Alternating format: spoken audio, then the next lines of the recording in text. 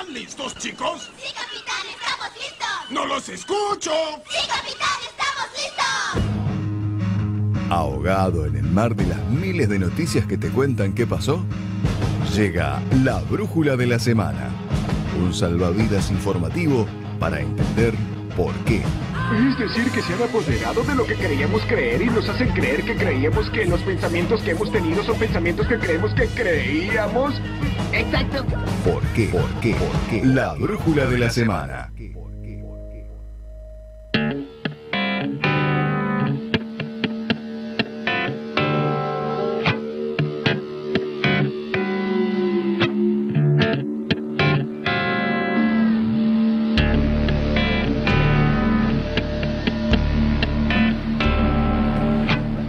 La mayoría de las veces le sale, ¿viste?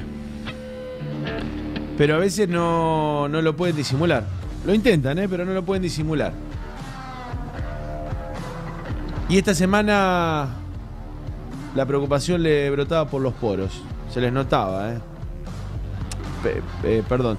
Te estoy hablando del gobierno, sí, de gobierno hablo. Y de la preocupación que te hablo es de la gente en la calle. Se les nota, se les nota. No hay manera de que lo disimulen, por más que pongan cara de póker. Es que de pronto apareció claro, ¿viste?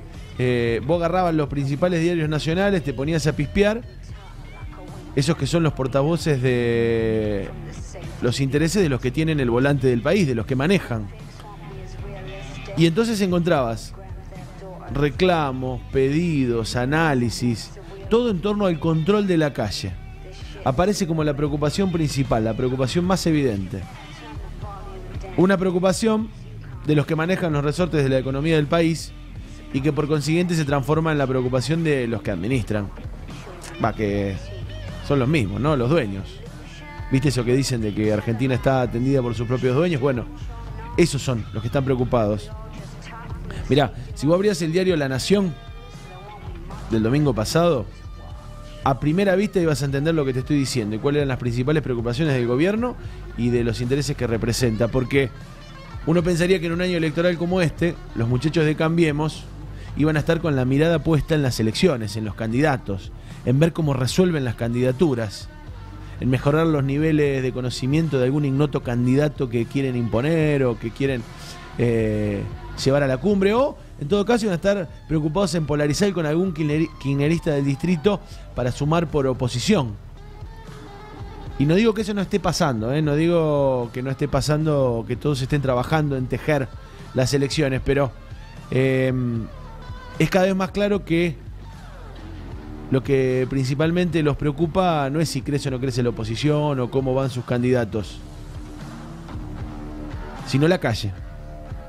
Porque incluso, mirá cómo será que el editorialista del diario La Nación, Joaquín Morales Solá, dice que esa idea de que el conflicto social, viste que con la marcha de los docentes pasó, ayer con la marcha del 24 pasó, esa idea de que todo tiene que ver con el kirchnerismo operando por las elecciones, decía Morales Solá, es una falacia difícil de justificar. Ellos saben que la verdad es otra. Después podrán hacer las morisquetas y las muecas necesarias para que suene mejor, pero su mayor miedo está en la calle. Su mayor conflicto es la movilización. Porque te das cuenta, porque entonces ahí empiezan las operaciones mediáticas, ¿viste? Las operetas. Y una vez más, porque esto no es nuevo, no lo inventó el macrismo, asistimos al cuestionamiento de los métodos. Empiezan con esa. Que más allá de intentar anularlos, es una forma sencilla de no discutir las razones que hay detrás de un método de protesta. Discutimos el cómo para no discutir el por qué. Ya lo conocemos, eso, pero entonces, viste, sesudos editorialistas, columnistas políticos, panelistas ocasionales, transformados en opinadores seriales, se empiezan a preguntar en vivo las 24 horas, ¿para qué sirve el piquete? ¿Para qué sirve la movilización? ¿Qué ganas con eso? Sin muchos argumentos se largan a comparar, por supuesto, con otros países, con naciones supuestamente más serias. Hacen largos relatos históricos de balances falseados sobre lo conseguido a través de la movilización y que las más de las veces, ante la falta de argumentos, empiezan a hablar de orden, seriedad, bla, bla, bla. Bueno, ya más o menos lo tenés. Entonces empiezan también, otra que usan muchos es criticar el método por antiguo. ¿Por qué? Lo critican por antiguo porque no entienden, no comprenden, que nosotros aprendemos en la historia. Y el piquete ya lo aprendimos. Digo nosotros, digo la gente, digo el pueblo, digo el ciudadano de a pie. Entonces, para poder negarlo, tienen también que negar la historia. Tienen que simplificarlo, farsearla, porque si no, no cierra. Porque la historia tiene esa cualidad, ¿viste? Te muestra la continuidad, te muestra la gestación, te muestra el crecimiento y el nacimiento de los fenómenos sociales. Y entonces, si no ocultan todo eso, es difícil entender un fenómeno como el piquete o la movilización. Se tienen que olvidar de cosas fundamentales para poder tener esa versión. Se tienen que olvidar y ocultar, por ejemplo, el Cutralcaso. Se tienen que olvidar el nacimiento de los fogoneros. No sé si vos te acordás, capaz que sos muy pibe, pero los fogoneros fueron los antepasados de los piqueteros. Son aquellos que en los 90 empezaron a encontrar un método para enfrentar el vaciamiento que el menemismo hacía de empresas como YPF. Eran los trabajadores desocupados del petróleo que aprendieron ese método. Aprendieron ese método a la fuerza, porque en ese momento habían quedado fuera de la fábrica, en ese momento habían quedado fuera de la producción. Y entonces no podían parar la producción con una huelga tradicional, porque estaban afuera, estaban en la calle. Eran miles los que estaban en la calle de los pozos petroleros con la privatización de YPF. Y entonces pensaron los tipos, no podemos detener la producción, detengamos la circulación de las mercaderías. Y ahí estaban, con las caras tapadas, por miedo a la judicialización, por miedo a la policía, prendiendo fuego cubiertas y todo lo que hubiese a mano. Ahí empezó. Empezó como lo conocemos hoy, pero desde 1810, te diría, desde aquel El pueblo quiere saber de qué se trata, pasando por el 17 de octubre, donde una gran cantidad de gente pudo ingresar a la vida política, gran contingente de trabajadores, pasando por experiencias como el Cordobazo, los Correntinazos, los dos Rosariazos. En todas esas experiencias y en cada momento, la gente fue tomando los problemas en sus manos y tratando de resolverlos. Fue entendiendo que había que dejar de delegar, que la única opción no era ir cada 4 años a votar. Eso lo aprendimos. Aprendimos que solo así a veces somos escuchados. Y después siguió, y vino Tartagal, Mosconi. 4 gobernadores se terminaron yendo en aquellos momentos con las puebladas. Después vino la marcha federal, ¿te acordás? La marcha federal del 94 que recorrió todo el país. Y terminó con aquella marcha federal estudiantil también contra las políticas de la Rúa. 400.000 personas en Plaza de Mayo. Y ahí empezó el comienzo del fin del gobierno de la Rúa, que terminó con el estallido del 19 y 20. ¿Y para qué sirvió? Vuelven a preguntar inquisidoramente los preguntones de panel. ¿Para qué? Te preguntan esos que solamente ven la foto, viste, que se pierden la película. No ven la salida, por ejemplo, del gobierno de la Rúa, que terminó en el gobierno de Duhalde. No ven que eso se hizo en la calle. Y sí, terminó con Duhalde, pero la salida de la Rúa se hizo en la calle. Y después tampoco pueden recordar, o no quieren recordar, que fue con la movilización y los cortes de ruta que se obligó a que Duhalde diera más de 1 millón de planes sociales para paliar la miseria terrible que la Argentina vivía y que miles de argentinos pasaban sin poder llevar un plato de comida a la calle. Fue con la movilización, fue con los cortes de calle, y así de a poquito fuimos avanzando. A pesar que después nos quisieron hacer creer que nos devolvieran la política, cuando en realidad nos la estaban quitando de las manos durante el kirchnerismo. Pero así todo, no abandonamos la calle, porque aprendimos. No abandonamos la calle porque aprendimos. Aprendimos que es nuestra esa herramienta y es irreemplazable. No hay partido político, no hay organización, no hay nadie que pueda reemplazar, no hay mecanismo institucional que pueda reemplazar a la calle.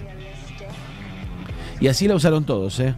Desde la señora Paqueta de Barrio Norte cuando se cortaba la luz, hasta los trabajadores ocupados ante algún reclamo, los movimientos ambientalistas, los productores agrarios, todo el mundo, más allá de que lo acepten o no, aprendieron que la cosa era por ahí. Y eso no se olvida, está como impregnado en el ADN colectivo. Pensá, te digo yo ahora, ¿hubiese existido y avanzado los juicios por delitos de lesa humanidad si durante muchísimos años las marchas del 24 no hubiesen sido las más convocantes de la movilización popular? Yo creo que no, ¿eh? Yo creo que no. Que eso también lo ganamos en la calle. Primero con las madres y abuelas y con el tiempo con miles y miles de argentinos que queremos memoria, verdad y justicia. Y eso lo ganamos en la calle. Y más cerquita nomás, mirá, te voy a dar un ejemplo de ahora, de hace poquito, de cómo entendemos esto. Hace más o menos 15 días, te lo contamos la semana pasada, pero hace más o menos 15 días, en medio de la interpelación en la Cámara de Diputados de la provincia al secretario de Transporte, a Pablo Jukic, el ex CEO de una de las principales exportadoras de la región, transformado ahora en funcionario provincial, Jukic, quizás sin saberlo, en esa interpelación nos daba la razón. Nos daba la razón. Decía el tipo, fue por conmoción social, para evitar la conmoción social, para que no siga. Esto decía en referencia a cuáles habían sido los motivos de la provincia para rescindir el contrato de Monticas, después de que chocaran 2 unidades y murieran 13 personas. Él decía, fue para evitar la conmoción social. ¿Qué estaba diciendo Jukic ahí? Simplemente lo que, por más que sea evidente, a veces se pierde de vista. Las grandes movilizaciones que tuvieron epicentro en Zavalla y en Casilda, incluso aquí en la terminal de Rosario, fueron las que empujaron la rescisión del contrato de Monticas. Para terminar con eso, por suerte no lo lograron, porque ayer, a un mes, Zavalla se volvió a movilizar. ¿Sabes por qué? Porque lo aprendimos.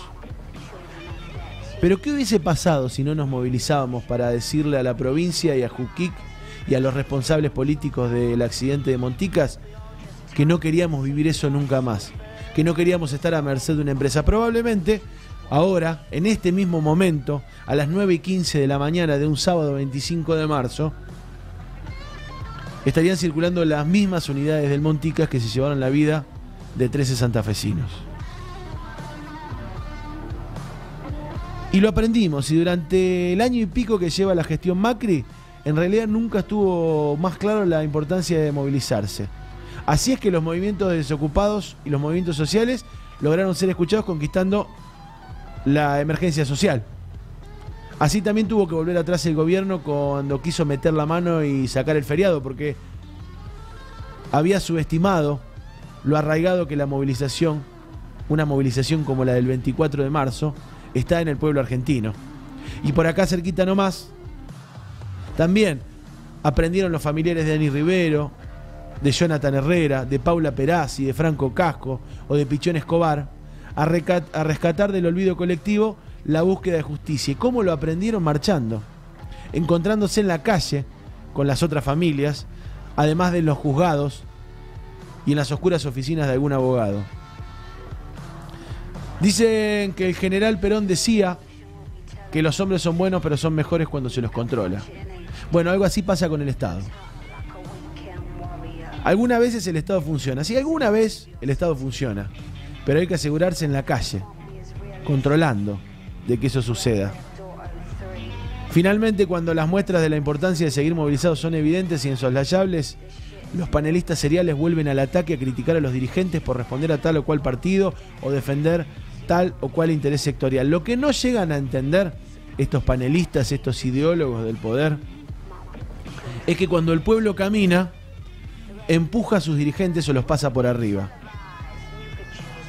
Y que no deja de ser genuina así la herramienta de la movilización, más allá de la cara visible del reclamo. Y que mientras tanto, mientras nos ocupamos de pelear los lugares en la institucionalidad política, en los sindicatos, en las organizaciones, tratando de que mejoren, aprendimos que es preferible hacer pan con la harina que se tiene que morirnos de hambre. Y caminamos.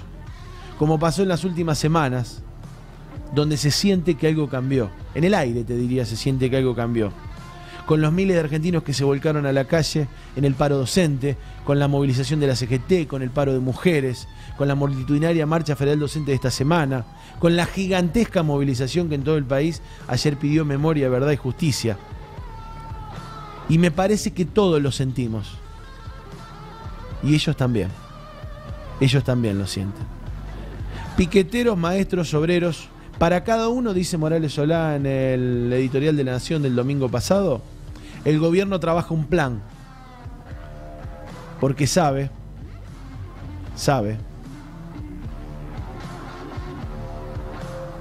porque entiende que eso, todo eso que te estamos contando, unido y en la calle, tiene la fuerza que no tienen millones de votos.